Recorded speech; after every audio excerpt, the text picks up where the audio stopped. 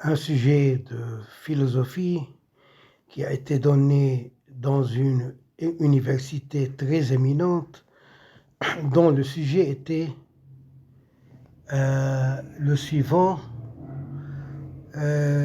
juste l'autorité de la science. C'est ça le sujet, l'autorité de la science, à rédiger pendant 6 heures. Alors il faut de toute façon prendre quelques minutes pour comprendre ce qu'on veut vraiment du sujet. Je ne ferai que situer le problème, et ici chaque mot doit prendre sa place dans la rédaction du sujet. L'autorité de la science, si on commence par l'intelligence artificielle, on a raté le sujet, au moins la moitié du sujet. Car il faut s'arrêter un peu sur cette autorité. Est-ce que la science a une autorité? Et avant tout, est-ce que la science avait toujours l'autorité? Il faut commencer par cette question. Donc, on commence par l'exemple de Galilée. Au temps de Galilée, la science n'avait aucune autorité, elle était bannie. Ses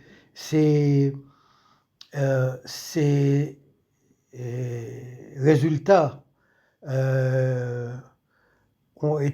n'ont pas été toujours acceptés, sauf si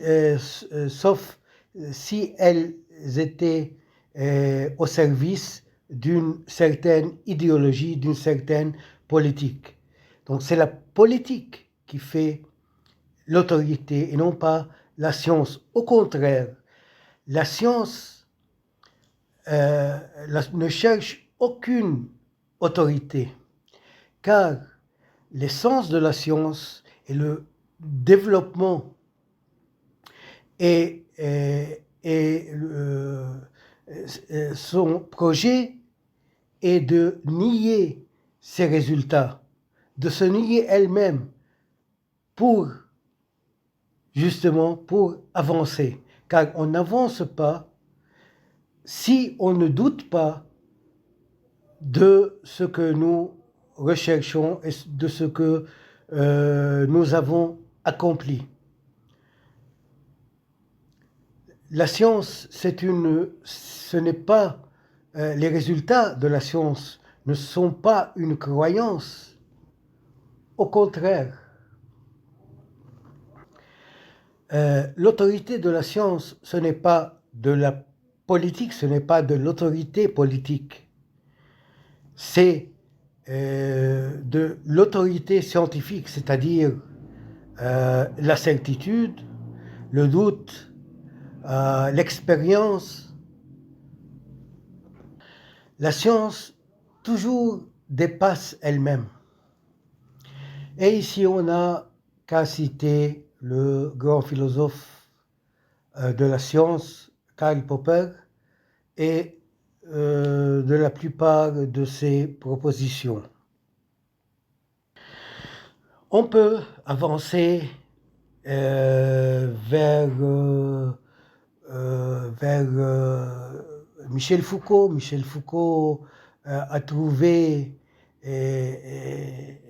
des traits négatifs pour la science, car par exemple la science psychologique, c'est-à-dire la psychanalyse a essayé de catégoriser l'homme.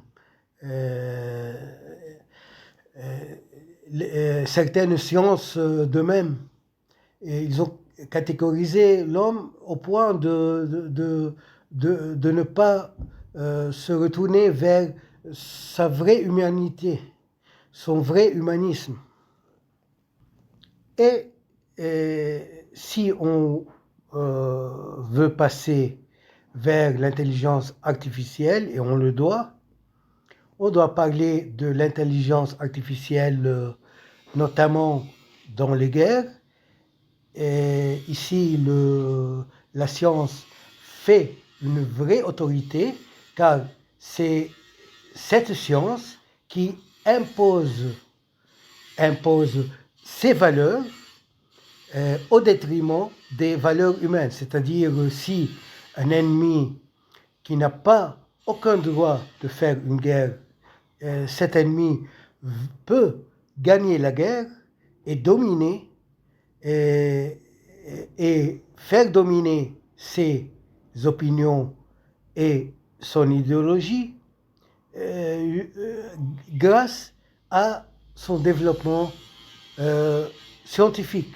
On assiste aujourd'hui à des opérations ciblées de la part d'Israël contre les Palestiniens, et Israël se réclame gagnant, mais être gagnant à cause de la science ne signifie en aucun cas être gagnant dans